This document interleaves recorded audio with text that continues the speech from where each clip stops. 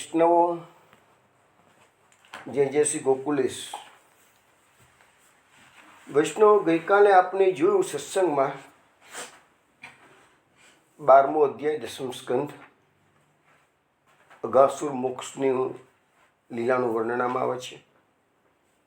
અઘાસુર અજગરનું રૂપ લઈ વિશાળ પર્વત જેવું શરીર ધારણ કરી બધાને ગળી જવા માટે આવ્યો છે.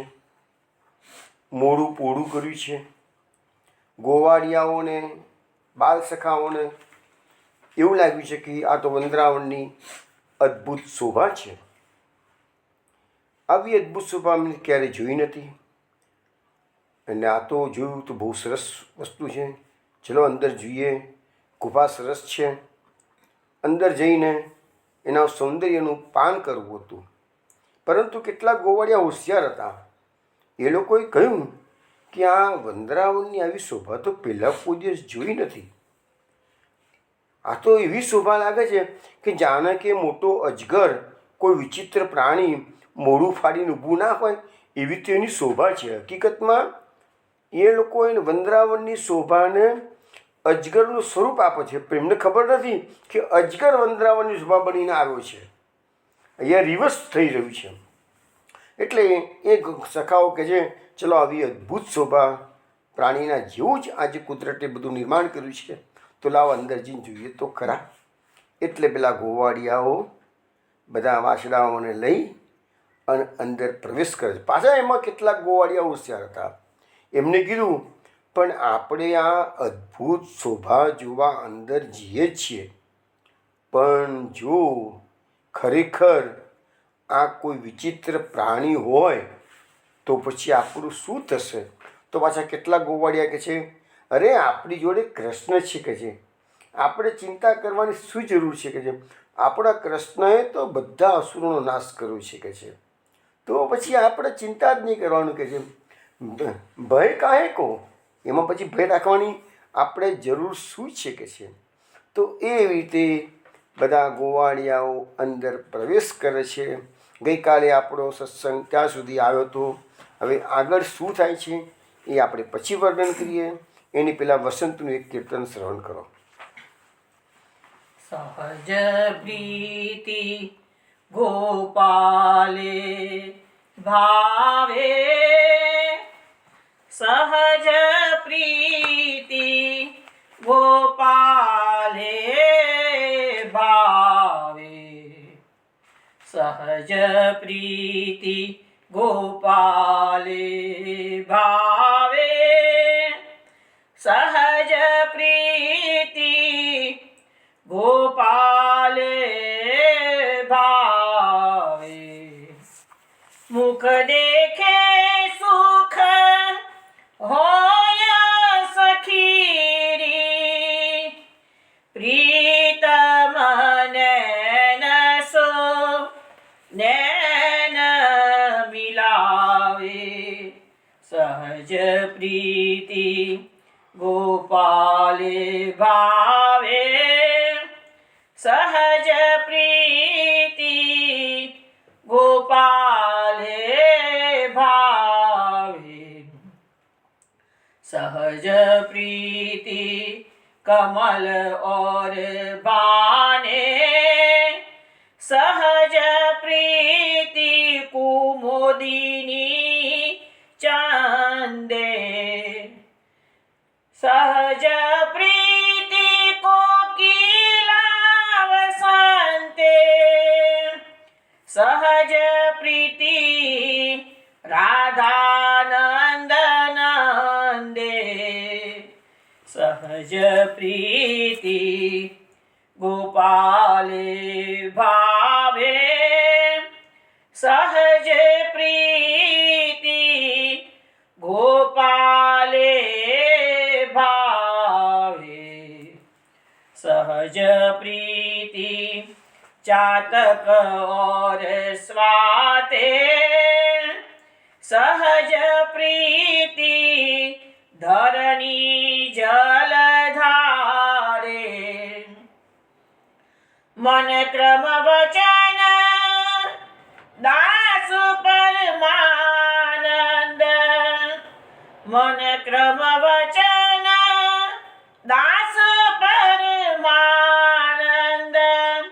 સહજ પ્રીતિ કૃષ્ણ અવતારે સહજ પ્રીતિ ગોપાલે ભાવે સહજ પ્રીતિ ગોપાલે ભાવે.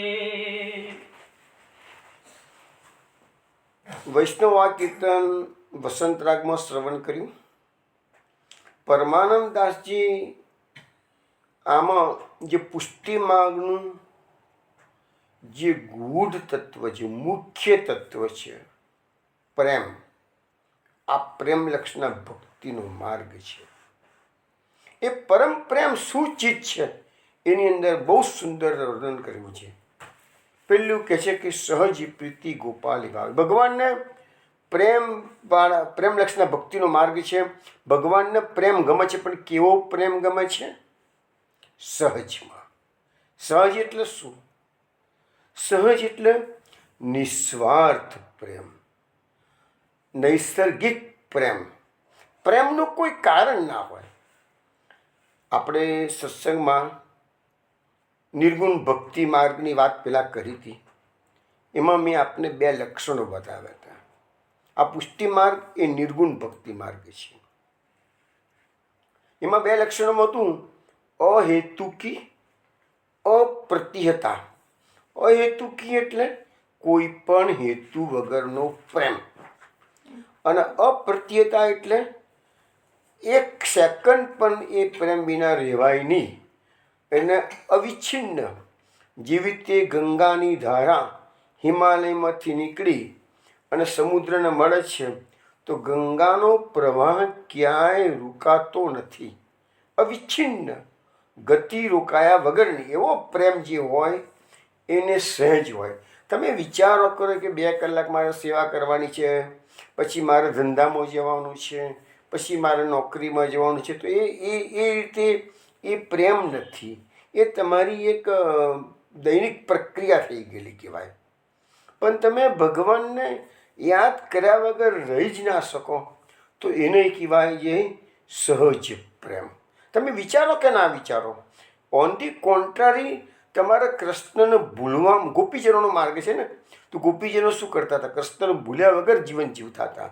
હવે કૃષ્ણને ભૂલવા માટે પણ કેટલાક પ્રસંગો એવા છે કે ગોપીજનો કૃષ્ણને ભૂલવા માટે પ્રયત્ન કરતા હોય. આપણે ઊંધી વસ્તુ છે. આપણે કૃષ્ણને યાદ કરવાનો પ્રયત્ન કરવો પડે છે, જ્યારે ગોપીજનો કૃષ્ણને ભૂલવાનો પ્રયત્ન કરે છે. ક્યારેક એવા પ્રસંગો આવીને ઊભા રહે હોય, ઘેરે મહેમાન આવવાના હોય, કીધું હોય કે આજે મહેમાન છે, રસોઈ બનાવજે, તો જો કૃષ્ણ આવી જશે તો પછી કહે છે કે પ્રેમનો અતિરેક આવી જશે, તો મારી રસોઈમાં વિઘ્ન ઊભું થશે. તો એવા સંબંધોમાં ગોપીજનોનો કેવો સહજ પ્રેમ છે. હવે ગીતાજી અંદર ભગવાન એક સુંદર શ્લોક મૂક્યો છે. ચતુર્વિધા ભજંતો મામ સુકૃતિનો 4 અર્જુન. આર્તો જિજ્ઞાસુ અર્થાર્થી જ્ઞાનીચ ભરતર્ષભ. એનો અર્થ એવો કે અર્જુન, 4 પ્રકારના ભક્તો મારું ભજન કરે છે. કેવા? તો આર્તો. આર્તો એટલે દુઃખી થઈને. એટલે મોટા ભાગે આજે જે લોકો ધર્મમાં વળ્યા છે ને, એમાં મેજોરિટી તમને કહીએ ને તો આર્ત ભક્તો વધારે છે. આપણા ત્યાં દ્રૌપદીનું જે ઉદાહરણ આવે છે, ગજેન્દ્રનું ઉદાહરણ આવે છે, એ બધા આર્ત ભક્તો હતા. દુઃખી થઈને ભગવાનને યાદ કર્યો છે. જિજ્ઞાસુ, આર્તો. અર્થાર્થી. અર્થાર્થી કોને કહેવાય? જેને કશુંક જોઈએ છે, પૈસો જોઈએ છે. રાજપાટ, ધ્રુવજીને રાજપાટ જોઈતું હતું, સિંહાસન જોઈતું, રાજ સિંહાસન જોઈતું હતું. એટલે ધ્રુવજી એ અર્થાર્થી ભક્ત આવે છે. જિજ્ઞાસુ. જિજ્ઞાસુ ભક્ત કોને કહેવાય? જેને જિજ્ઞાસા છે જાણવાની કે શાસ્ત્રોમાં શું લખ્યું છે, આત્માની ગતિ શું, પરલોકમાં શું. તો અર્જુન એ જિજ્ઞાસુમાં આવે છે. પરીક્ષિત પણ જિજ્ઞાસુમાં આવી શકાય. કારણ કે પરીક્ષિતે કેટલા બધા પ્રશ્નો પૂછ્યા છે સુખદેવજીને. એમાંથી તો ગંગાનો પ્રવાહ વહેતો થયો છે. પણ જિજ્ઞાસુ ભક્તે એ આનાથી ઉત્તમ કોટીના કહેવાય. પણ એનાથી પણ વધીને કોણ છે? તો જ્ઞાની ભક્ત. જ્ઞાની ભક્તમાં કોણ આવે? સુખદેવજી આવે. હવે આ ગીતામાં આ 4 પ્રકારના ભક્તો કીધા, પણ મહાપ્રભુજી તો એનાથી વિશેષ વાત કરે છે કે ના, આ 4થી પણ ચડી જાય એવા ભક્ત કોણ કહેવાય? તો પ્રેમી ભક્તો, પ્રેમલક્ષના ભક્તિનો માર્ગ જેને અપનાવ્યો છે એવા ભક્તો. તો એ લોકોનો જે માર્ગ કેવો છે?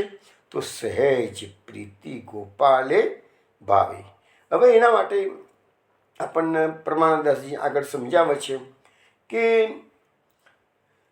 આપણે જે કોઈ બી શ્રી કૃષ્ણને જો પ્રેમ કરીએ તો મહાપ્રભુજીની જે વ્યાખ્યા છે એમાં છે કે મહાત્મ્ય જ્ઞાનપૂર્વક પ્રભુમાં થતો સર્વતોધિક શુદ્ધ સ્નેહ, આવી વ્યાખ્યા મહાપ્રભુજીએ ભક્તિની આપેલી છે. તો એમાં પાછું કારણ તો આવી ગયું કે મહાત્મ્ય જ્ઞાનપૂર્વક, એટલે એ પછી મહાત્મ્ય જ્ઞાનથી તમે જો ભગવાનને પ્રેમ કરવા ગયા તો નો ડાઉટ મહાપ્રભુજી પ્રમાણે બધું બરાબર છે, પણ આ કીર્તન પ્રમાણે જુઓ તો એ સહેજ પ્રેમ નથી. કારણ કે મને તો તમને ભગવાનનું મહાત્મ્ય જ્ઞાન થયું માટે તમે ભગવાનને પ્રેમ કર્યો છે. પણ અહીંયા તો વાત એનાથી વિશેષ પરમાનંદાસજી કરી રહ્યા છે કે ના, સહેજ પ્રેમ હોવો જોઈએ. કોઈ કારણ ના, મહાપ્રભુજી આપણને સમજાવ્યું કે ભાઈ અહીં કે પારલૌકિક કે સર્વથા શરણ મરી. તો તમને હરિની શરણાગતિ સતત તમે સ્વીકારી છે, આ લોકમાં કે પરલોકમાં, પણ એ પણ પ્રેમ થવાનું એક કારણ થયું. પણ ના, અહીંયા તો કે છે ના, એવું નહીં કે છે, સહજ તમે સહજમાં કરો. હવે આપણે તો પુષ્ટિ માર્ગમાં એ સહજ પ્રેમની એક્ઝામ્પલ આપી દઈએ ને, તો દામોદરદાસ હરસાણી તમે જુઓ. દામોદરદાસ હરસાણી મહાપ્રભુજી માટે કેટલાય સમયથી પ્રતીક્ષા કરતા હતા. પોતાના ઘરના ઝરૂખામાં બેસી અને રાહ જોતા હતા. અને જેવા મહાપ્રભુજી રસ્તા પરથી પસાર થતા હતા તો ઝરૂખામાંથી એમને પડતું મૂક્યું છે. સહજ પ્રેમ, કોઈને કહેવા નથી રહ્યા હું જઉં છું, આવજો, બાય ટાટા, મારા ભાગનું આમ કરશો, મારા પૈસાનું આમ કરજો, હવે હું નથી આવવાનું, એ કહેવા નથી ઊભા રહ્યા. સહજ પ્રેમ, મહાપ્રભુજી પ્રત્યેનો પ્રેમ. પદ્મનાભદાસની તમે વાત કરો, અચો છો.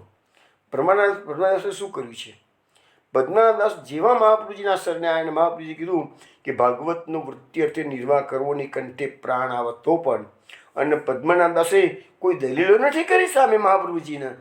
મહાપ્રભુજી માટે એમને સહેજ પ્રેમ હતો, એટલે એમને તરત જ કહી દીધું કે ના, હવે હું વૃત્તિ અર્થે ભાગવત તો શું, કોઈ મહાભારત કે રામાયણ કે બીજા કોઈ પણ શાસ્ત્રોનો વૃત્તિ અર્થે નિર્વાહ એનો ઉપયોગ નહીં કરું કે છે. તો આ બધું સહેજમાં છે. આમાં કોઈ સમજાવવું પડે, રાતો મને વિવેચનો કરવા પડે કે આવું થયું તેવું થયું? ના ના ના, મહાપ્રભુજીનું એક વાક્ય ફાઇનલ થઈ ગયું. મહાપ્રભુજી ફાઇનલ ઓથોરિટી છે. મહાપ્રભુજી વધીને દુનિયામાં કોઈ બીજા આચાર્યો ભલે પુષ્ટિ માર્ગમાં અનેક થઈ ગયા છે, પણ યાદ રાખજો વૈષ્ણવ, મહાપ્રભુજી વધીને તો કોઈ નથી. કોઈ પણ વ્યક્તિ તમને મહાપ્રભુજીથી વિરુદ્ધમાં જો તમને ઉપદેશ કરતી હોય તો માનજો કે મહાપ્રભુજી જ આપણા માટે સર્વશ્રેષ્ઠ છે. અહીંયા આપણને સહજ પ્રીતિની વાત આવી છે, તો મહાપ્રભુજીની વાતોમાં પણ આપણે સહજ પ્રીતિ રાખવી પડશે. ભગવાનમાં જેવી સહજ પ્રીતિ હોવી જોઈએ એવી મહાપ્રભુજીની વાતોમાં પણ આપણી સહજ પ્રીતિ હોવી જોઈશે. મુખ દેખે સુખ હોય સખીરી, પ્રીતમાં નેન સો નેન મિલાવે. હવે કહે છે કે એ ગોપીજનોની દશા કેવી હતી કે એમને ભગવાનના મુખ કમળના દર્શન ન થાય તો એમને ચેન પડતું નથી. સવાર પડે અને ગોપીજનો નંદાલયમાં પહોંચી જતા હતા પ્રભુના મંગળાના દર્શન કરવા માટે. અને પ્રભુ જ્યારે પાછા ગાયો ચરવા માટે વનમાં જાય તો ઘરે રહીને આખા દિવસનો એટલે કહે છે ને, આખા દિવસનો વાસર નિર્વાહ એમ કરે સકી સાયમ કાળે પેખે છે. તો આ તો પોઝિશન હતી, એની સ્થિતિ હતી ગોપીજનોની કે એમને મુખ દેખીને સુખ થતું હતું. અને પ્રીતમાં નેન સો નેન મિલાવે, અને પ્રભુની આંખમાં પોતાની આંખો પરોવે અને પ્રભુની જે અમી દ્રષ્ટિ પડે કે છે કે આપણે ગઈકાલે પેલું કીર્તન જોયું હતું ને કે દુઃખ કે મોચે ને ભરકે દ્રષ્ટિ નિહારું છું. ગઈકાલે જ આપણે કીર્તન શ્રવણ કર્યું ને, ભરકે દ્રષ્ટિ નિહારું છું. એટલે ભગવાનની એક પ્રેમ ભરી દ્રષ્ટિ પણ જો પડી જાય તો આપણે પૂરું આપણું જીવન સફળ થઈ જાય કે છે. સહજ પ્રીતિ કમલ ઓર ભાણે, સહજ પ્રીતિ કુમુદિની ચંદે. એટલે કહે છે કે જેવી રીતે કમલ અને ભાણી એટલે સૂર્ય, તો કમલ અને સૂર્યની કેવી પ્રીતિ છે? તો જેવો સૂર્યોદય થયો કે કમળ ખીલે છે, અને જેવો સૂર્યાસ્ત થયો તો કમળ બીડાઈ જાય છે. કમળ કહેવા નથી રહેતો કે હવે તું કેટલા વાગે આવીશ, ક્યારે આવીશ, ત્યાંને હું ખીલું, થોડું મોડું થાય, ચાલશે કલાક 2 કલાક, એવું કમળ પૂછતો નથી. સહેજમાં જેવો સૂર્યોદય થયો એટલે કમળ ખીલી ગયો, સૂર્યાસ્ત થયો એટલે કમળ વીડી ગયો. એ બધું કેવું છે? સહેજમાં છે. કુમુદિની ચંદ્રી, હવે ચંદ્ર ઉગે છે એટલે કુમુદિની ખીલે છે. જે કોયલ છે એટલે આમાં જે કહે છે ને કે આપણે કમોદવનમાં કુમુદિનીનું વન છે કે છે, તો એ બધી જે કુમુદિની જે છે ને એ તગાડી ચંદ્ર રાત્રે જ ખીલે, દિવસને ના ખીલે કે છે.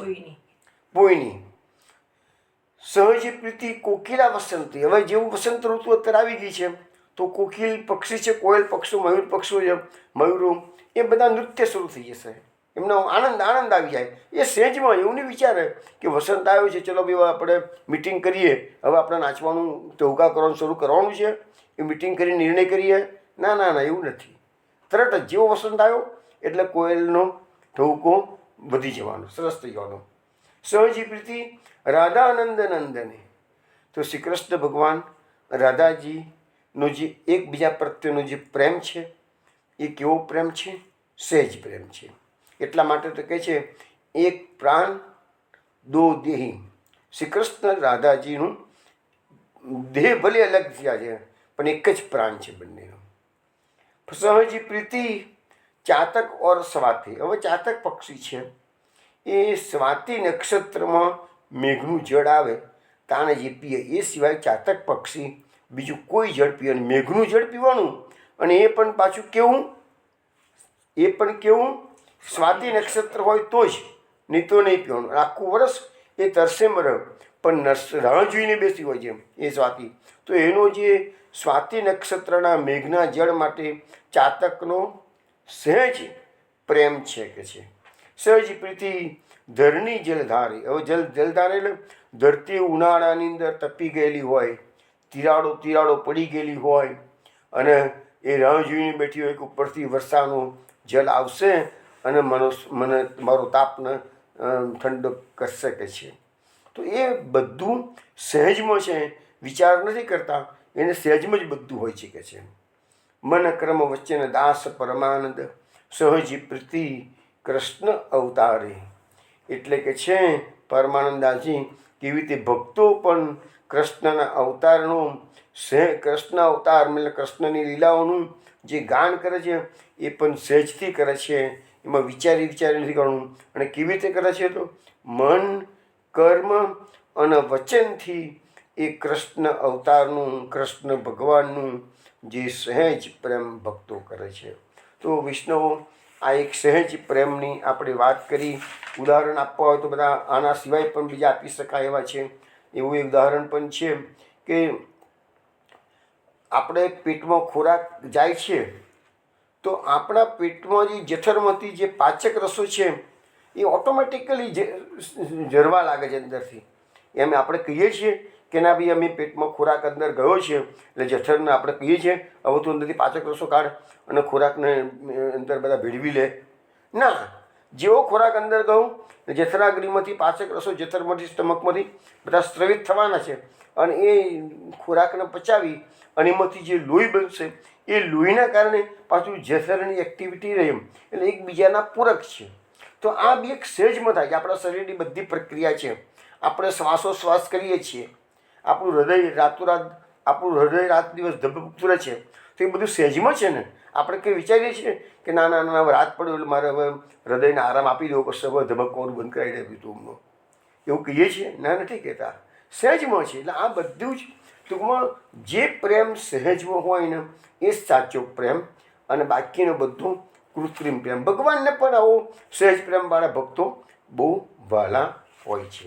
ચલો વૈષ્ણવ, હવે આપણે એ કથામાં આગળ પ્રવેશ કરીએ છીએ કે ગઈકાલે કહ્યું એ પ્રમાણે બધા ગોપ બાળકો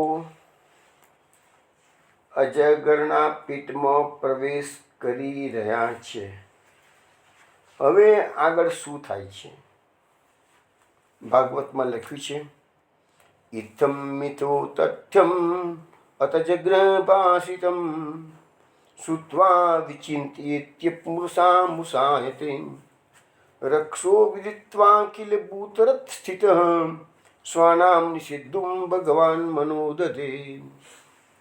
હવે આ શ્લોકમાં કે છે ભગવાન સર્વ જીવોના હૃદયમાં રહેલા છે. તે ભગવાન જાણતા હતા કે આ અજગર રાક્ષસ છે, પરંતુ આ મારા ગોપ સખાઓ અજ્ઞાની છે, એ સત્ય સ્વરૂપને જાણતા નથી. અને જે એ બાળકો વિચારે છે એ બધું અસત્ય છે. એમ જાણીને ભગવાને વિચાર્યું કે મારા ગોપ સખાઓને જરા રોકી દઉં કે અંદર ના જઈ શકે છે. પરંતુ ભગવાન આવું વિચારે છે અને એ પહેલાં તો એ બાળકો માછરડો સાથે રાક્ષસના ઉદરમાં પ્રવેશ કરી ગયા. ભગવાનને હવે મને સમજણ નથી પડતી. ભગવાન વિચારે છે, આ જો કે લીલા છે, બીજું કશું નથી, લીલા છે. બાકી ભગવાન વિચારે અને ના થાય એવું કોઈ દિવસ બને? પણ આ જે વિચાર છે એ પણ એક લીલા છે. તો પરંતુ પેલો જે રાક્ષસ છે એ પોતાના ભાઈ બહેન એટલે કોને? પૂતના અને બકાસુર, એના ભાઈને બેન થયા, બરાબર છે. તો એ બેનના ભાઈના મરણને યાદ કરી ને રાક્ષસે જે બકાસુરના શત્રુના એટલે શ્રી કૃષ્ણના પ્રવેશથી રાહ જોતા એમને ગળી ગયું. હવે જો અજગરના પેટમની અંદર મુખમાં બધા બાળકો ગાયો વાછરડા પ્રવેશ કરી ગયા છે. હજુ ભગવાને પ્રવેશ કર્યો નથી. પણ એ અઘાસુર જડવું બંધ ક્યારે કરશે? શ્રી કૃષ્ણ પ્રવેશ કરે. જો શ્રી કૃષ્ણ ખરેખર તો એ કંસનો દુશ્મન તો શ્રી કૃષ્ણ છે અને પૂતના અને બકાસુરને તો શ્રી કૃષ્ણ મારે છે. શ્રી કૃષ્ણ જ્યાં સુધી પ્રવેશ ના કરે ત્યાં સુધી પેલું મુખ પોતાનું જડવું બંધ કરે નહીં. ભગવાન મહાપ્રભુજી સુબોધજીમાં શું કહે છે કે ભગવાન કહે છે પેલા બાળકોને કહેવાનું વિચારે છે કે ભાઈ તમે અંદર પ્રવેશ ના કરશો. આ તમારું ભક્ષણ કરવા આવેલો અજગર છે અને તમે એ વિષયનો મનમાં વિચાર તો કરો કે છે. પણ એ પહેલાં તો બાળકો અંદર પ્રવેશ કરી ગયા. ભગવાન આવું મહાપ્રભુજી સુબોધની લખે છે. હવે સુબોધનીમાં વિશેષમાં લખે છે કે બાળકો એકબીજાને જે વાત અસત્ય સમજી કહી રહ્યા હતા તે ખરેખર સત્ય. બાળકો અંદર અંદર વાતો કરતા હતા ને કે જૂના વંદરાઓની શોભા કેટલી સુંદર છે, જાણે કે અજગર મુખ ફાડીને ઊભો ના રહ્યો હોય એવી રીતે એ લોકો ગઈકાલે આપણે ચર્ચા જોઈ ને તો એ પ્રકારે વાતો કરતા હતા. પણ એ બાળકો જે અસત્ય માની રહ્યા હતા પણ એ ખરેખર સત્ય હતું એવું ભગવાન કહે છે. બાળકોની વાતો સાંભળી ભગવાને નિશ્ચય કર્યો કે આ ખરેખર રાક્ષસ છે અને બનાવટ કરવા માટે અજગરની જેમ પડેલો છે. અને બાળકોમાં તો એવી બુદ્ધિ છે કે આ વંદરામણની શોભા છે. તો ભગવાને વિચાર્યું કે આ લોકોને મારે કહી દેવા દો કે ભાઈ આ વંદરામણની શોભા નથી, પણ તમે જે વિચારો છો એ સાચું છે કે છે. પણ એ બાળકો કૃષ્ણ કંઈ કે જો એ કૃષ્ણની આજ્ઞા પણ લીધી નથી, કૃષ્ણને પૂછ્યું પણ નથી, છતાં બાળકો અંદર પ્રવેશ કરી ગયા.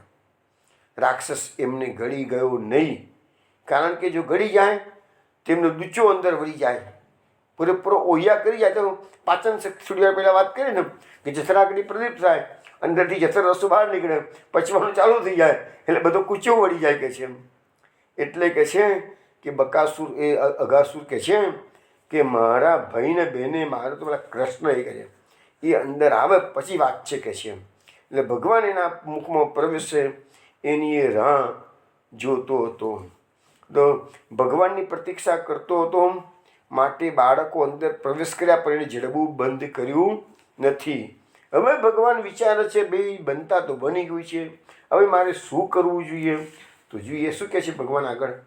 તાન વીક્ષ કૃષ્ણ સકલાભય પ્રદો હિ અનન્યનાથાન સ્વકરાત વચ્યુતાન દોનાંચ મૃત્યુર જઠરાગ્નિઘાસાન ગુણાર્દિતોદિષ્ટ કૃતેન વિસ્મિતમ કૃતમ કિમત્રાસ્ય ખલસ્ય જીવિતમ ન વા અમિષામ ચ સતામ વિનાશનમ દ્વયમ કથમ સ્યાદિતિ સંવિચિન્ત્ય તજિજ્ઞાત્વા વિશત તુંડમ અસિદ્ધ્રક હરિ. એનો અર્થ એવો થાય છે, ભગવાન સર્વના અભયદાતા છે. ભગવાન સિવાય એ ગોપ બાળકોનું કોઈ સ્વામી નથી. એ દીન બાળકોને પોતાના હાથમાંથી નીકળી અજગરરૂપી મૃત્યુના જઠરાગ્નિનો કોળિયો બળેલા ભગવાન જોવા માટે એ વિચારીને ભગવાન કરુણાથી દુઃખી થયો. ભગવાનને પણ ભક્તોના માટે દુઃખ થાય છે. એ દૈવના કૃત્ય પર આશ્ચર્યચકિત થઈ ગયા. જો ભગવાનને પણ ભાગ્યની પર આશ્ચર્ય લાગે, આ બધા બાળકો અંદર પ્રવેશ કરી ગયા, એ ભાગ્યથી પ્રવેશ કરી ગયા છે. ભગવાને આજ્ઞા નથી આપી, ભગવાનને પૂછ્યું પણ નથી. તો દૈવના કૃત્ય પર ભગવાનને આશ્ચર્ય થયું. ભગવાન કહે છે, હું શું કરું કે જેથી આ દુષ્ટ રાક્ષસનો પણ નાશ થાય અને મારા સખાઓના પ્રાણ બચે? ભગવાને વિચાર કર્યો શું કરવું, અને એ વખતે ભગવાન એમને કર્યો કે ચલો મને પોતાને જ અંદર જવા દો છે. અને એમ કરીને શ્રીહરિ અઘાસુરના મુખમાં પ્રવેશ કરી ગયા. જીવો, હવે આપણને આ કથા છે, આ કથામાંથી આપણને કેટલી બધી સરસ વાતો જાણવા મળે છે. સૌથી પહેલી વાત એ છે કે ભગવાન ભક્તોના અભયદાતા છે. બીજી વસ્તુ શું છે કે ગોપ બાળકો શ્રી કૃષ્ણને પોતાના સ્વામી માનતા હતા. હવે જ્યારે તમારો આપણો પુષ્ટિમાર્ગનો સિદ્ધાંત આવ્યો, અનન્યાશ્રય, આપણો શ્રી કૃષ્ણ માટેનો અનન્યાશ્રય જોઈએ, બીજો કોઈ આશ્રય નહીં, અનન્ય. આપણા કૃષ્ણ જ આપણું સર્વસ્વ છે. કૃષ્ણ એવ ગતિમાં, આ સિદ્ધાંત એ આપણને સમજાવવામાં ભાગવતમાંથી જાણવા મળે છે. દયારામભાઈએ શું કીધું છે? એક વર્યો ગોપીજીને વલ્લભ, નહીં સ્વામી બીજો રે મારે, નહીં સ્વામી. એટલે આ ગોપાઓને, આ ગોપ સખાઓને પણ આ જ વસ્તુ હતી. અમારો સ્વામી શ્રી કૃષ્ણ છે, કોઈ અમારું શું વગાડી લેવાનું છે કે છે? અમારો સ્વામી શ્રી કૃષ્ણ છે કે છે. તો એ ભાવ વૈષ્ણવોએ પણ કેળવવો પડશે કે આપણે જ્યારે કૃષ્ણના માર્ગમાં છીએ ત્યારે આપણે નિશ્ચિંત બનેલું જોઈએ.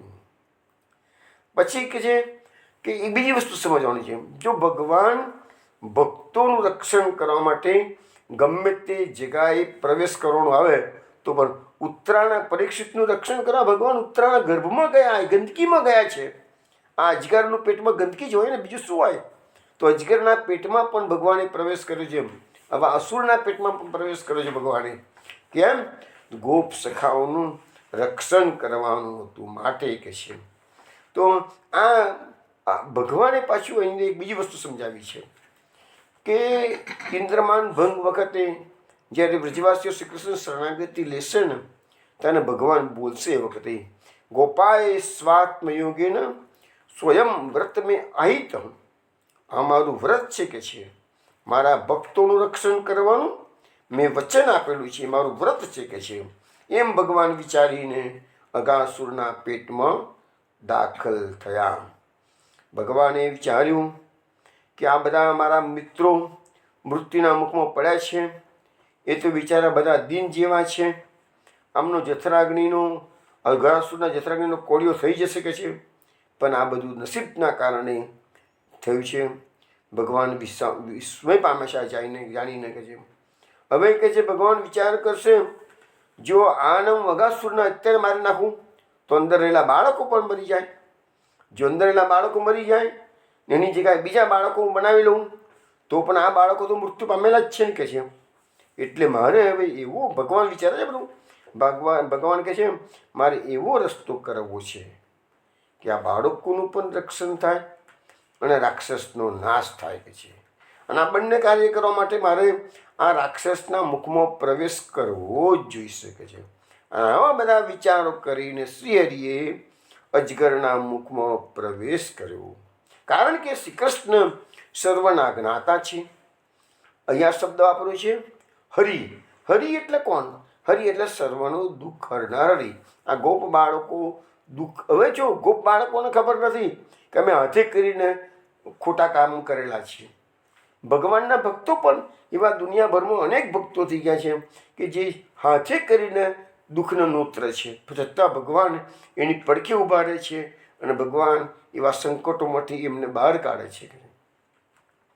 તો આ દુષ્ટોનો નાશ થાય અને બાળકોનું રક્ષણ થાય. એ બે કામ ભગવાનને કરવાના છે અને એ બંને કામ એકસાથે કરવા હોય એટલે ભગવાને રાક્ષસના મુખમાં પ્રવેશ કર્યો છે. હવે ભગવાને રાક્ષસના મુખમાં પ્રવેશ કર્યો. આકાશમાં દેવો આવીને જોઈ ગયા. અરે આ શું કે છે? અરે કૃષ્ણ સામે ચાલીને એનો શિકાર બને છે કે છે. શું થાય છે? તદા ગનચ્છદા દેવા ભયાદાયતિ ચુક્રુસુહું જસુએ કંસાદ્યા કૌન પાસ્ત વધ બાંધવા. એટલે કે છે કે વાદળોની આડમાં છુપાયેલા દેવો આકાશમાં દેવો આવી ગયેલા. એટલે એને અરે અરે અરે અરે એમ હાહાકાર કરીને કહ્યું કે હા ગયો કૃષ્ણ, અમારા કૃષ્ણ ગયા કે છે. અને અગાસુરના જે સંબંધી જે દાનવો હતા, કંસ વગેરે, કંસાધ્યા શબ્દ વાપર્યો છે. એટલે કંસ પણ એ વખતે આકાશમાં આવીને જોતો હતો કે હવે મારો વેરી જે કૃષ્ણ છે એને આ મારી નાખશે હવે કે છે. એના પેટમાં ગયો છે.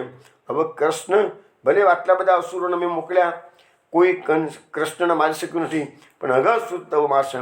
એટલે બધા અઘાસુરના સંબંધી કંસ વગેરે રાક્ષસો હતા આકાશમાં રહ્યા હર્ષની કિક્યારીઓ કરે છે. પેલા દેવો દુઃખી થઈને ચિચિયારીઓ કરે છે, હાહાકાર કરે છે.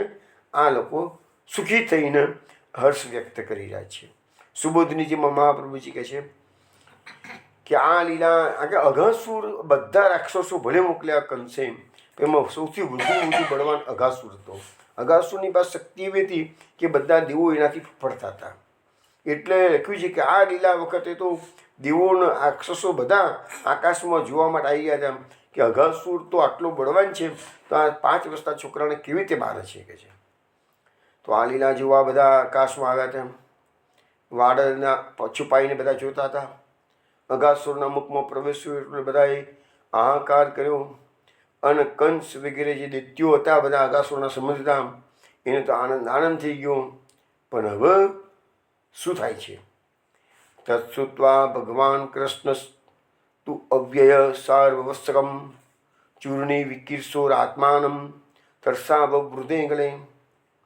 હવે આ અવિકારી જે ભગવાન શ્રી કૃષ્ણ છે એ ગ્વાલ બાલો અને વાછરડાઓ સાથે પૂરેપૂરા ચોરી કરી નાખવાની ઈચ્છાવાળા અઘાસુરના ગળામાં પ્રવેશ્યા. ભગવાને અંદર પ્રવેશી કરી એના કંઠમાં પ્રવેશ કર્યો અને ભગવાને પોતાના સ્વરૂપનું વર્ધન કર્યું. એટલે ભગવાને પોતાનું સ્વરૂપ વિસ્તાર્યું. જો વામનમાંથી જો વિરાટ થતા હોય ભગવાન, એમનો એક ચરણ ઠેઠ બ્રહ્મલોક સુધી પહોંચતો હોય, તો અહીંયા પૃથ્વી પર આ અઘાસુરનું જે કદ છે પર્વત જેવું, એનાથી ડબલ સ્વરૂપ કરવામાં ભગવાનને ક્યાં તકલીફ પડવાની હતી. એટલે ભગવાને એમાં પોતાનું સ્વરૂપ વિસ્તાર્યું. એટલેમાં આપણું જે નામ પ્રકટ કર્યું પુષ્ટો. પુષ્ટ એટલે પોષણ પામવું, વૃદ્ધિ પામવું. ભગવાનનું સ્વરૂપ અત્યારે નાનું 5 વર્ષનું બાળક છે, પણ એનું સ્વરૂપ અનેક ગણું મોટું અત્યારે કરી દીધું છે. કેટલું ઘણું મોટું કર્યું એ નથી લખ્યું, પણ સુરદાસનું પદ આપણે થોડી વારમાં જોઈશું. તો સુરદાસના પદમાં વર્ણન આવે છે કે 2 રાક્ષસનું જે કદ હતું એના કરતાં ભગવાને પોતાનું કદ 2 ગણું વધાર્યું હતું. એવું પેલા સુરદાસના પદમાં લખ્યું છે. અહીંયા નથી લખ્યું, પણ અનેક ગણું વધાર્યું. મહાકાય રાક્ષસનું ગળું રૂંધાઈ ગયું, એની આંખો બહાર નીકળી ગઈ, હવેથી તરફડવા લાગ્યો. રાક્ષસનો શ્વાસોશ્વાસનો માર્ગ બંધ થઈ ગયો. ભગવાને એટલું બધું શરીર વિસ્તૃત કર્યું કે એનો જે શ્વાસ નળી હતી એ આખી ભરાઈ ગઈ. શ્વાસ બંધ થઈ ગયો. દેહમાં ભરાયેલો વાયુ બહાર નીકળી શકે એમ હતો નહીં. એટલે છેવટે પ્રાણવાયુ બ્રહ્મરંગણ ભેદીને બહાર નીકળી ગયો. એટલે એનું જે તાળું માથાનો ભાગ એ ફાટી ગયો. હવે એટલે અઘાસુર આ રીતે મરી ગયો. મહાપ્રભુજીએ નામ પ્રકટ કર્યું પાછું અઘાસુર નિશો. એવા 2 શ્લોકોમાં 2 નામ મહાપ્રભુજી પ્રકટ કર્યા. એકમાં પુષ્ટો સ્વરૂપ વધ્યું અને બીજું ભગવાને અઘાસુરને મારી નાખ્યો એટલે નામ પડ્યું અઘાસુર નિષૂદન.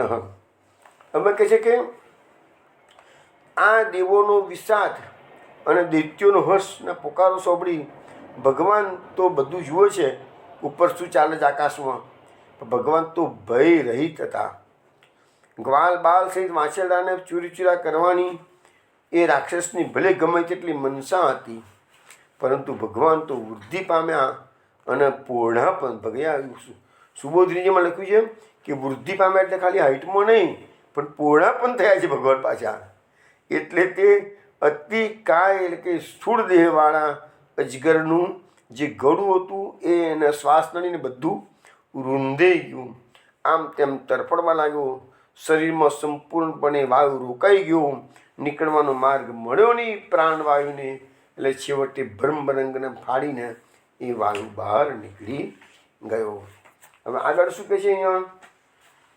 તેને સર્વેષુ બહિર્ગતેષુ પ્રાણેષુ વત્સાંસુ હૃદય પરેતાન દ્રષ્ટ્યા સ્વયુત્થાપ્ય તદન્વિતઃ પુનર્વક્રાન મુકુંદો ભગવાન વિનિર્યો. બ્રહ્મરંગને ફાડીને અઘાસુરના બધા પ્રાણ ઇન્દ્રિય આત્મા બહાર નીકળ્યા. પછી ભગવાને પોતાની દૃષ્ટિથી મરણ પામેલા વાછરડા અને પોતાના મિત્રોને સજીવન કર્યા અને તેમની સાથે અજગરના મુખમાંથી બહાર પધાર્યા. એટલે ભગવાને એનું જે માથું ફાટી ગયું, એટલે જેને આપણે કહીએ છીએ કે બ્રહ્મરંગ, એ બ્રહ્મરંગમાંથી એનો આત્મા બહાર નીકળી ગયો અને એ જે અંદરના ભાગમાં અંધકાર વ્યાપી ગયો હતો એને જડબું બંધ કર્યું હતું. એટલે તે અંધકારમાં બધા ગભરાયેલા હતા ગોપાળકો.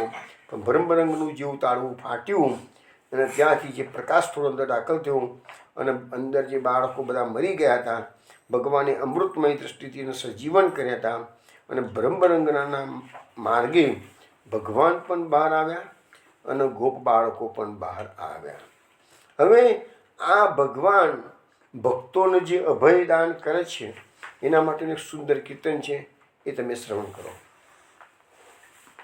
હરિ કો ભગત માને ડરુ કાકો. હરિ કો ભગત માને ડરુ કાકો. હરિ કો ભગત માને ડરુ કાકો. હરિ કો ભગત માને ડરુ કાકો.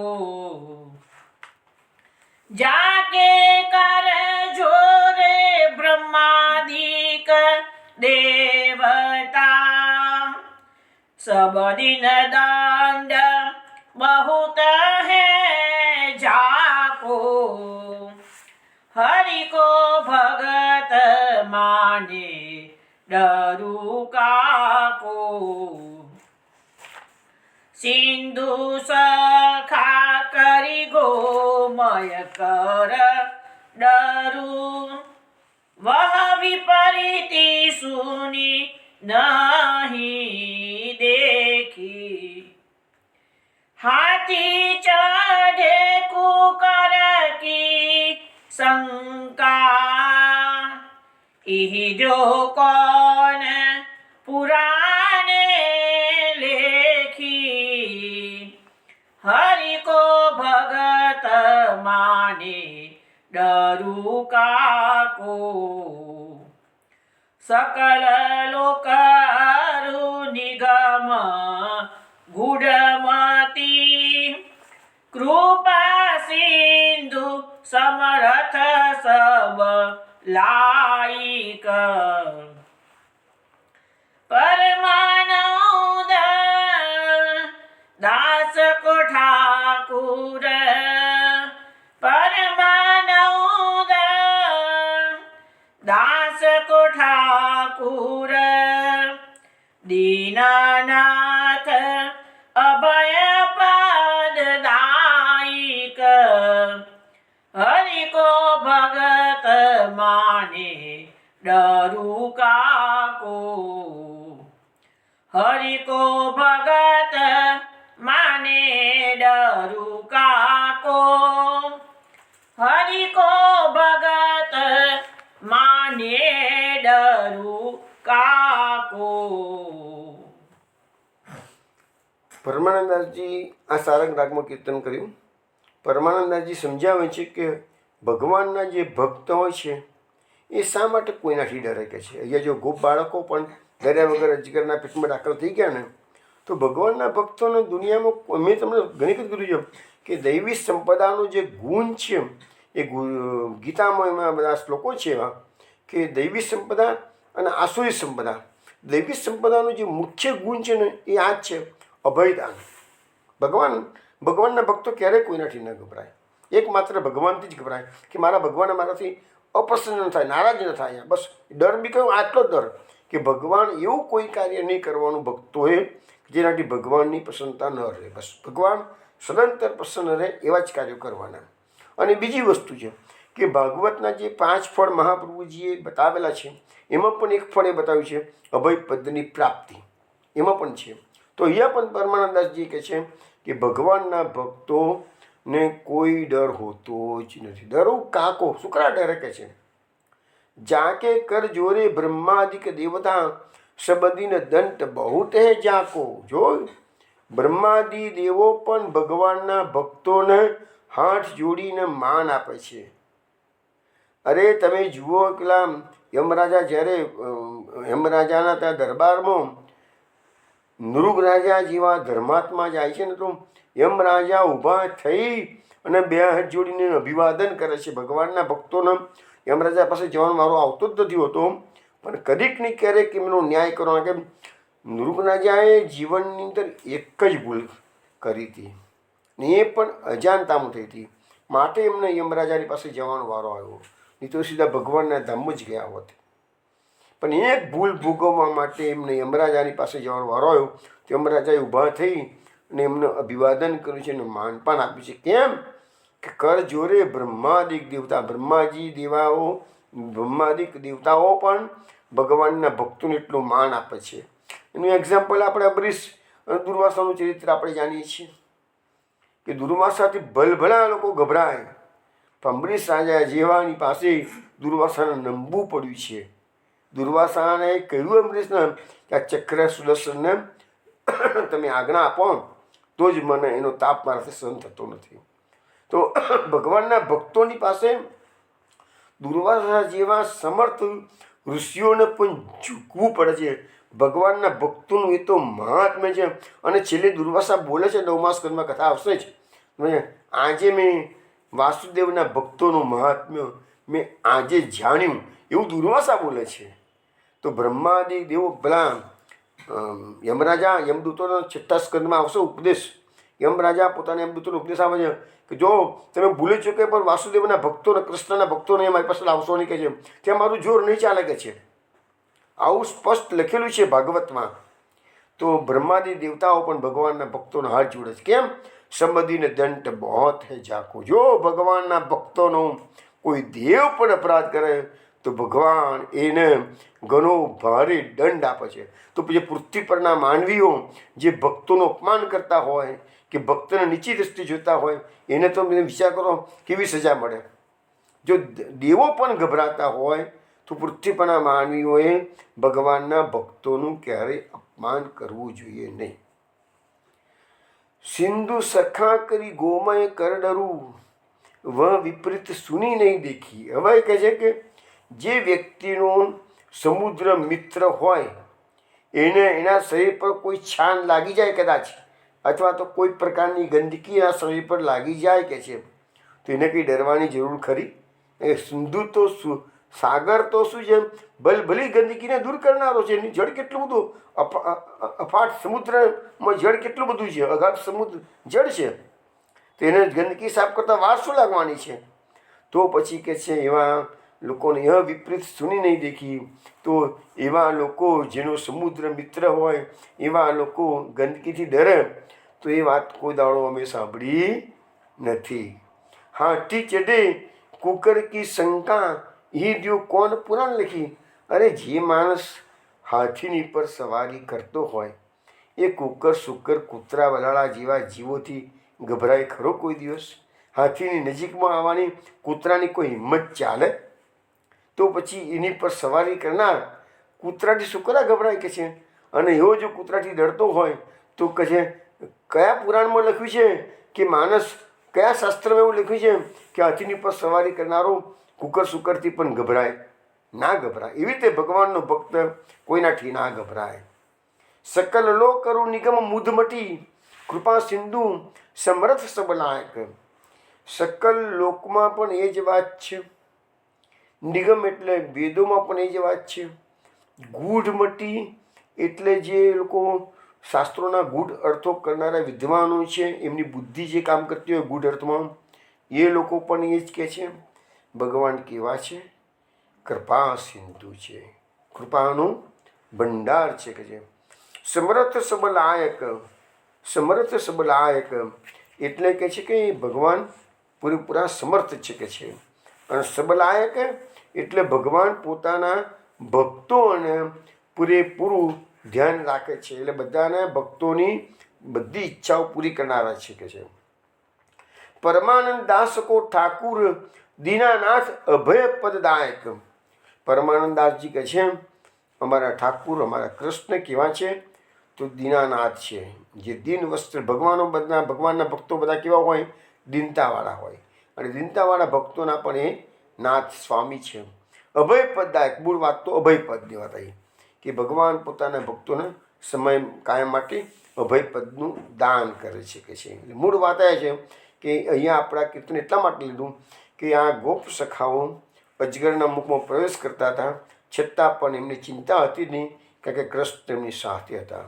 તો આપણે પણ આ સંસારની ગુફામાં ફસાયેલા છીએ, પણ આપણે જ્યારે કૃષ્ણના સહારે વિશ્વાસ રાખીને આગળ વધીશું તો ભગવાન આપણને પણ આ સંસાર સાગરમાંથી ઉદ્ધાર કરશે.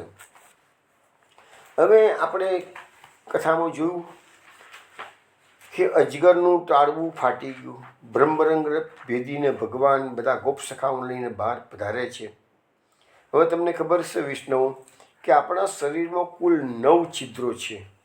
2 આંખ, 2 કાન, નાસિકાના 2 દ્વાર, મુખ અને નીચેની 2 ઇન્દ્રિયોના દ્વાર. એમ ટોટલી આપણી આ જે શરીર છે એ 9 છિદ્રોના 9 દ્વારવાળી નગરી કહેવાય. તો હવે જેવા જીવાત્મા જે પ્રકારનો હોય એ પ્રકારે એનો પ્રાણ અંદરથી જીવ અંદરથી એ પ્રકારે નીકળતો હોય છે. પણ જે મહાત્મા યોગી પુરુષો છે કે જેનો છેલ્લો જન્મ છે, તો એ લોકોના જે પ્રાણ છે ને એ આ 9માંથી ના નીકળે, પણ બ્રહ્મરંગમાંથી નીકળે. એવા ઘણા ભક્તોના ચરિત્રો વાંચેલા સાંભળેલા છે કે તાળવું ફાટે અને એમાંથી આત્મા બહાર નીકળે. એટલે એ જે તાળવું ફાટે ને આત્મા બહાર નીકળે ને એને જન્મ મરણના ફેરામાંથી મુક્તિ મળી જાય. તો અહીંયા બી આ અઘાસુરનું, આપણા એટલા બધા અસુરોને ભગવાને માર્યા, પણ અઘાસુરના કેસમાં જ એવું બતાવે છે કે એના બ્રહ્મરંગમાંથી પ્રભુ બહાર નીકળ્યા છે. ને એટલે જ એ અઘાસુરની જે જ્યોતિ હતી, આત્માની જ્યોતિ છે, એ શ્રી કૃષ્ણમાં વિલીન. ભાગવતમાં લખેલું છે, હમણાં આવશે છે કે ભાગવતમાં લખ્યું છે એ અઘાસુરની જ્યોતિ ભગવાનમાં વિલીન થઈ ગઈ.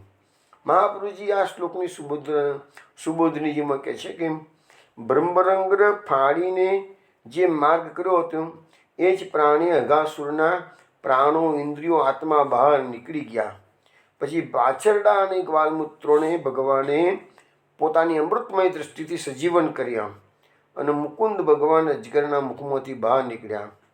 હવે અહીંયા શંકા આવે કે ભગવાને તો દેહની વૃદ્ધિ કરીને અનેક ઘણું મોટું કરેલું. તો મહાપ્રભુજી કહે છે કે અજગરના પ્રાણ ગયા પછી ભગવાને પાછું જેવું તેવું નાનું રૂપ ધારણ કર્યું અને નાના રૂપે ભગવાન બહાર નીકળ્યા હતા. ભગવાનનું રૂપ તો ઘણું મોટું હતું.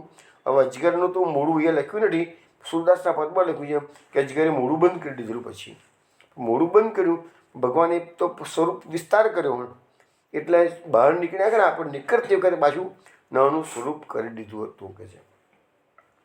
હવે આગળના ભાગમાં કહે છે કે અજગરની મહાકાયના સ્વરૂપવાળી જે એમનું મહાકાય શરીર હતું એમાંથી જ્યોતિ નીકળી અને એના પ્રકાશથી દસ દિશાઓને પ્રકાશિત કરતી એ આકાશમાં ગઈ. અને હવે જો અહીંયા શું લખે છે કે એ આત્માની જ્યોતિ બહાર નીકળી, આકાશમાં ગઈ. હવે પહેલો એનો પ્રાણ ગયો અજગરનો, પછી પ્રભુ બહાર નીકળ્યા છે. એટલે લખે છે કે ભગવાનના બહાર આવવાની રાહ જોતી એ આકાશમાં એ જ્યોતિ સ્થિર થઈ ગઈ અને પ્રભુ જેવા અજગરના બ્રહ્મરંગ ફાડીને બહાર આવ્યા ત્યાં દેવતાઓની નજર સામે જ એની જ્યોતિ જે હતી એ ભગવાનમાં સમાઈ ગઈ. એટલે દેવતાઓને ખબર પડી કે ભગવાને અગાસુરનો મોક્ષ કર્યો છે. એટલે તો મહાપ્રભુજીએ નામ આપ્યું છે વ્યાલ મોક્ષપ્રદ. આપણે જે સુબોધનીજીમાં પુરુષોત્તમ સહસ્રનામમાં નામો જોઈએ છે ને, એમાં એક નામ આવ્યું વ્યાલ મોક્ષપ્રદ, પહેલાં નામ આવ્યું અગાસુર નિષૂદન, પછી નામ આવ્યું પુષ્ટો, પછી નામ આવ્યું વ્યાલ મોક્ષપ્રદ. એટલે અગાસુર નામ પણ આવ્યો છે ને વ્યાલ એટલે અજગર, અજગરનું નામ પણ એમને આવી ગયું કારણ કે એને મોક્ષ આપ્યો તાની અજગરના સ્વરૂપે તો માટે.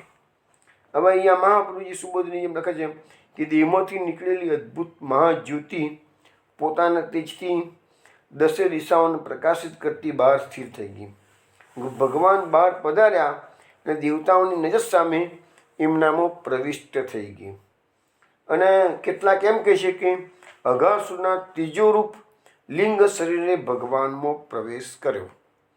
હવે આગળ શું કહે છે એમાં?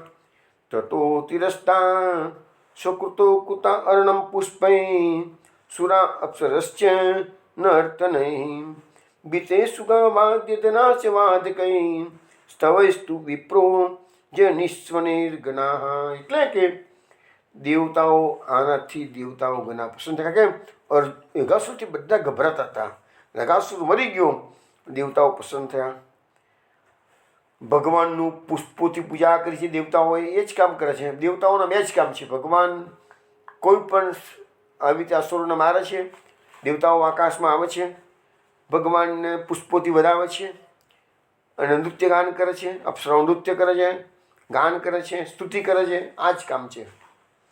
અપ્સરાઓ નૃત્ય કર્યું, ગાયકોએ ગાનથી, વાદકોએ ઝાંઝોથી, વિપ્રોએ સ્તુતિથી અને વૈષ્ણવના જૂથોએ જે જે કાર કરી ભગવાનની પૂજા કરી. એટલે બધા ટૂંકમાં બધાએ ભગવાનનું જે કાર્ય થયું છે એમાં અભિવાદન પોતપોતાની રીતે અભિવાદન કર્યું છે.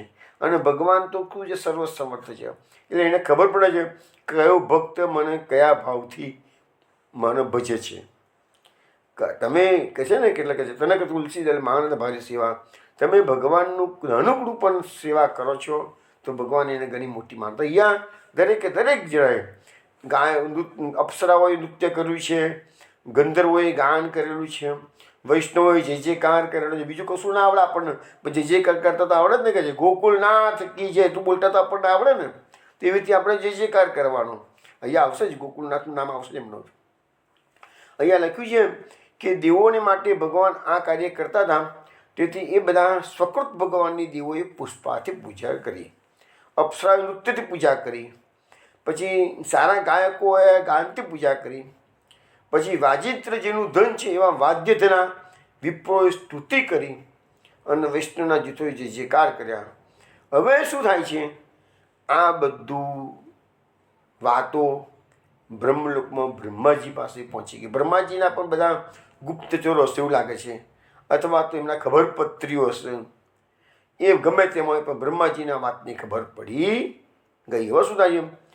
આ અદ્ભુત સ્તોત્રો, સુંદર ગાયન વાદન, જય જયકારથી થતા મોટા ઉત્સવના મંગલ શબ્દોને પોતાના ધામ પાસે સાંભળીને બ્રહ્માજી તરત ત્યાં આવ્યા અને ભગવાનનું સામર્થ્ય જોઈને વિસ્મય પામ્યા. હવે જો આ જે જય જયકાર થયો, આટલા બધા સ્તોત્રો ગાન થયેલું છે, પછી જે દેવોએ હર્ષની કિક્યારો કરી છે, તો એનો અવાજ થઈ બ્રહ્મલોકમાં પહોંચી ગયો. બ્રહ્માજી તરત આવ્યા. શું થયું? કોઈ કથાકારે એવું વર્ણન કરેલું છે કે આવો તો સ્વર્ગમાંથી અવાજ, સ્વર્ગમાં એવો કથાકાર લખે છે કે સ્વર્ગના ઘેર ઘેર આ વાતો ચર્ચાવા લાગી કે છે. એટલે એમાંથી કોઈક દેવીજીને બ્રહ્માજીને ખબર આપી. બ્રહ્માજી સ્વર્ગમાં આવ્યા, બે આટલી બધી ચર્ચા શેની ચાલે છે તમારા સ્વર્ગમાં કે છે? તને કહે છે કંઈ સ્વર્ગમાં અહીંયા કશું બન્યું છે? સ્વર્ગમાં ના ના, અહીંયા તો શું નહીં, પૃથ્વીલોકમાં બન્યું છે કે શું છે? કોઈ નાના છોકરાએ આટલા મોટા અઘાસુરને મારી નાખ્યો કે છે.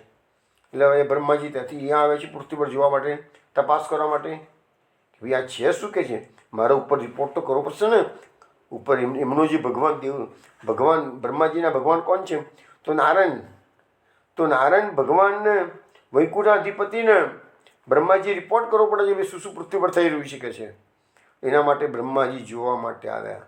બ્રહ્માજી શું જુએ છે એ વાત પછી આપણે આવતીકાલે કરીશું. પરંતુ આજે આપણે હવે સૂરદાસના પદમાં આ જ કથા કેવી રીતે વર્ણવી છે એની વાત કરીએ. બ્રહ્માજી જોવાયા છે, શું જુએ છે, શું રિપોર્ટ આગળ કરે છે, શું એક્શન લે છે, એ બધી વાતો કાલે રાત્રે 8 વાગે કરીશું. આજે આપણે સૂરદાસના પદમાં આ જ લીલાનું કેવી રીતે વર્ણન કર્યું છે એ વાત જોઈએ. હવે ગઈકાલે સૂરદાસના પદમાં આવ્યું હતું કે અસુર આવ્યો છે, ત્યાં સુધીની વાત આવી હતી કે છે ભગવાન જાણી ગયા કે અસુર અહીંયા બેઠો છે કે છે. એટલે સૂરદાસજી કહે છે અસુર કુલ હી સંહારી ધરણી કો ભાર ઉતારો કપટ રૂપ રચી રહ્યો ધનુજ હી તુરત પછારો. ભગવાન કહે છે મેં તો આ પૃથ્વી પર જન્મ લીધો છે તો અસુરનો કુલનો સંહાર કરવા લીધો છે. આ ધરતીનો ભાર ઉતારવા માટે જન્મ્યો છું. પણ આ જુઓને પેલું કપટનું રૂપ ધારણ કરી અને અસુર આવી ગયું છે. હું એને કોઈ પણ સંજોગોમાં મારીશ કે છોડીશ નહીં કે છે. એનું ગિરી સમાન ધરી જન્મ અગમતન બેઠો વદન પસારી મુખ ભીતર બન ઘન નદી છલ માયા કરી ભારી કે છે. આવા અસુરે કેવું શું કર્યું છે કે પર્વતના સમાન મોટું વિશાળ શરીર ધારણ કર્યું છે. મુખ ખુલ્લું રાખીને બેસી ગયો છે કે છે. પછી કે છે મુખ ભીતર વન ઘન નદી છલ માયા કરી ભારી. અને એને કહે છે કે માયાથી પોતાનો છલ કર્યું છે. અને માયાના સહારે એ બધા અસુરો માયાવી હોય છે. માયા કરી અને પોતાની મુખની ભીતર સઘન વન અને નદી એને બનાવી દીધેલી છે. પેઠી ગયે મુખ ગ્વાલ ધનુ બછડા સંગ લીને દેખી વહાવન ભૂમિ હરે તુન ધ્રુમ કૃત કીને કહે છે. હવે કહે છે કે એ મુખની અંદર બધા ગોવાળિયાઓ ગાયો વછડા બધા લઈને અંદર પ્રવેશ કરી ગયા કે ભાઈ અંદર મહાવન છે, સુંદર વન છે કે છે, હરિયાળી ભૂમિ છે કે છે, તૃણ અને ધ્રુમ એટલે સુંદર ઘાસ ખીલેલું છે, વૃક્ષો ખીલેલા છે. અને એમ કરીને બધા ગોવાળિયા અંદર પ્રવેશ કરે છે કે છે. કહન લગે સે બપુન પે સુરભી ચરે અગાઈ માનહુ પર્વત કંદરા મુખ સબ ગયે સમાઈ કે છે. હવે બધા ગોવાળિયા અંદર વાતો કરે છે કે અહીંયા ગાયો આરામથી ચરશે, બહુ સુંદર સુંદર ઘાસ છે કે છે, ચલવા કે છે. અને એમ માનીને પર્વતની કંદરા માનીને ગોવાળિયાઓ બધા એના મુખમાં પ્રવેશ કરી ગયા છે. જબ મુખ ગયે સમાઈ અસુર તબ ચાબ સંકોર્યો અંધકારની ભયો મનુ નિશી બહાદર જોર્યો. અને જ્યાં મુખમાં બધાએ પ્રવેશ કરી દીધો એટલે કૃષ્ણની સાથે જ પ્રવેશ કર્યો છે. કૃષ્ણ પણ અંદર ગયા છે. અને ત્યાં તો શું થયું, અસુરે પોતાનું જડવું બંધ કરી દીધું. અંદરના ભાગમાં અંધકાર છવાઈ ગયો. જાણે કે વાદળા આકાશમાં છવાઈ ગયા હોય અને રાત પડી ગયેલી હોય એવો અંધકાર અંદર પ્રવેશ કરી ગયો. અતિ ઉઠી અકુલાઈ કે ગ્વાલ બચ્ચ સે બગાઈ ત્રાહી ત્રાહી કરી કહી ઉઠે પરે કહા હમ આઈ. અને કહે છે કે બધા ગોવાળિયાઓ અંદર અકળાઈ ગયા છે. ગોવાળિયા બચ્ચા બધા અકળાવા મળ્યા છે. અંધારું થઈ ગયું એટલે બધાએ ત્રાઈમામ પુકાર કર્યું છે. અરે અમે આ ક્યાં આવી ગયા એવું બધું કહેવા મળ્યા છે. પણ કૃષ્ણએ બધાને સાંત્વના આપી. શું કહે છે, ધીર ધીર કઈ કાન અસુરીય કંદર નાઈ. અરે ધીરજ રાખો બધા, ચિંતા ના કરશો કે છે. આ તમે જે આવ્યા છો એ અસુર નથી, અરે એક કંદરા નથી, એ ગુફા નથી, આ તો અસુર છે કે છે. અને જાનત સ્વ પરે અખામુખ ભીતર માહી. અરે કે છે આ અઘાસુરના રાક્ષસના મુખમાં આપણે બધા અજાણતામાં આવી ગયા છીએ. જીએ લાગ્યો યહ સુનતી અબ કો સકે ઉબારી બાતે દુની દેહ ધરી અસુર ન શક્યો સંભારી કે છે. હવે આ જેવું કૃષ્ણએ કીધું ભાઈ તમે તો બધા અસુરના મુખમાં આવી ગયા છો. અને ત્યાં તો બધાના પ્રાણ વ્યાકુળ થઈ ગયા. હવે અમારું ઉદ્ધાર કોના સંકટમાંથી કે છે. તો ભગવાને જોયું કે મારા ગોવાળિયા મિત્રો સંકટમાં છે.